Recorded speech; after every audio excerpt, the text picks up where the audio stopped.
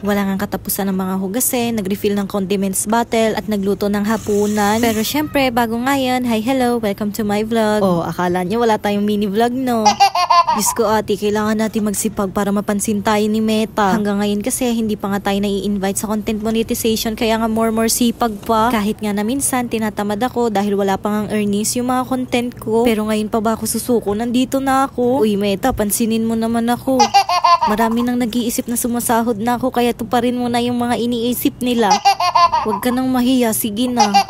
O siya, heto nga't paggagabi na, kaya nga inumpisahan ko na rin yung trabaho ko. Inumpisahan ko nga sa pagre-refill nitong dishwashing liquid, kaya nga hinugasan ko na rin itong bottle pump. Madalang ko lang din talaga kasi itong malinisan, at kapag ka nagre-refill nga lang ako. Tapos inumpisahan ko na nga rin maghugas itong mga hugasin ko, para nga kapag ka nagluto ako, malinis na dito sa lababo. Parang nahihirapan din kasi akong gumalaw kapag ka may laman nga itong lababo. Kung mapapansin nyo, pati nga yung thermos, nilagay ko na nga rin dyan sa hanging shelves ko. Wala pa naman kasi akong maisip na pwesto ng coffee area ko, kaya nga dyan ko na lang muna nilagay. Wala pa naman yung laman at i-display ko nga lang muna. Marami nga rin palang nagtatanong sa mga mini vlogs ko kung sarili ba daw namin itong tinitirhan namin or nirerentahan nga lang namin. Maraming beses ko na nga po itong nasagot, pero para sa mga bago kong followers, sasagutin ko na lang po ulit. Hindi nga po kami nagre-rent, pero hindi nga rin namin sarili itong bahay. Bali pagmamay-ari po ito ng auntie ko na nasa abroad, at pinatira nga lang po kami dito ng mama ko. Pero kahit hindi nga namin sarili itong bahay, pinapahalagahan at iniingatan nga po namin. Kaya nga hindi rin kami nanghihinayang na ayusin at pagandahin ito, dahil para din naman iyon sa ikakakomportable namin. Sabi nga nila, sarili mo man yan o hindi, dapat mo pa rin ayusin or linisin. Ano, nakikitira ka na nga lang, dudugyutin mo pa? Uy, hindi.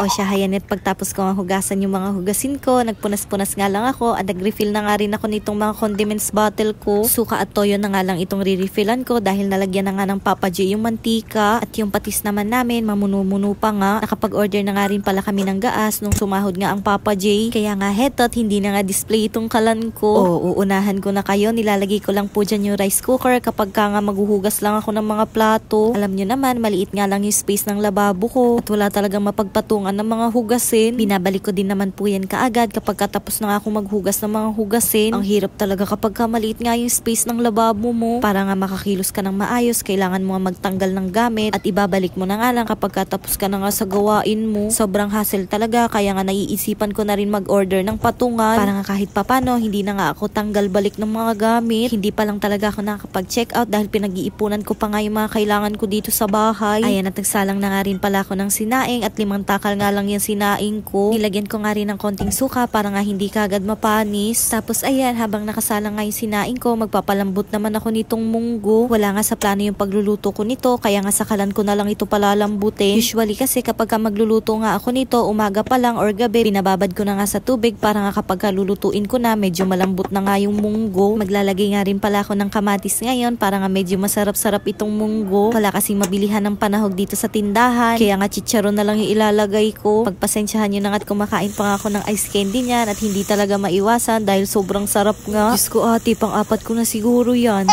Iwas nga akong kumain ng malalamig, pero dahil ang sarap ay talagang hindi maiwasan. O siya, hayan, at sinimulan ko na nga rin mag-isa, at dahil wala nga tayong sahog, ayan, sige, ilagay lahat ng pampasarap.